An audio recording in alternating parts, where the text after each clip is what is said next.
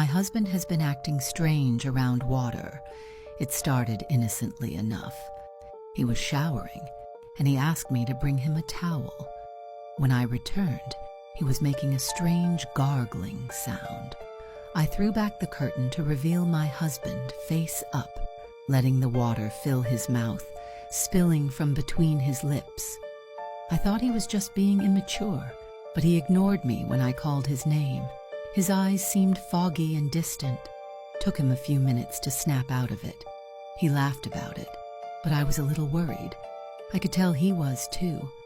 We considered narcolepsy, or perhaps fatigue. A new condo development nearby was making his job as a wetland biologist particularly difficult. The local species, many of them endangered, were suffering intense stress. We assumed he was as well. We took a vacation to unwind.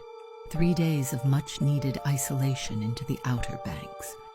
Everything went well at first, but I caught that same hollow expression more than once as he gazed out over the ocean.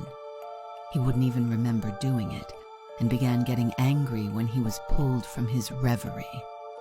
On our last night there, I awoke to an empty bed.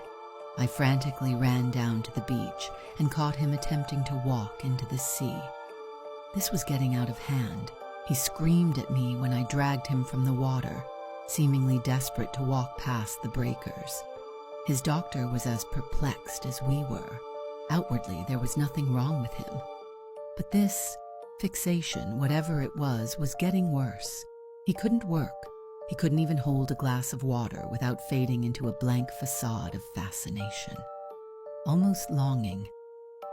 I was about to recommend a psychiatric evaluation when he disappeared. I'd left him alone for the first time in weeks to have lunch with my mother. When I returned home, he was gone. His car was still in the driveway. There were no signs of a break-in. He'd simply vanished into thin air without even a note. I waited breathlessly by the phone for days as search parties combed the surrounding woods. They searched the rivers and the swamps, but there was no sign of him anywhere. I'd almost given up hope when a friend called, frantically explaining that something had been found in the old flooded quarry. I knew the place well. The drive there was a blur. I arrived just as they pulled him from the water. He was dead, drowned. His body was putrid, swollen, and mottled. But it was still my husband, whom I'd failed. I wept over him, the police and first responders keeping a wide berth.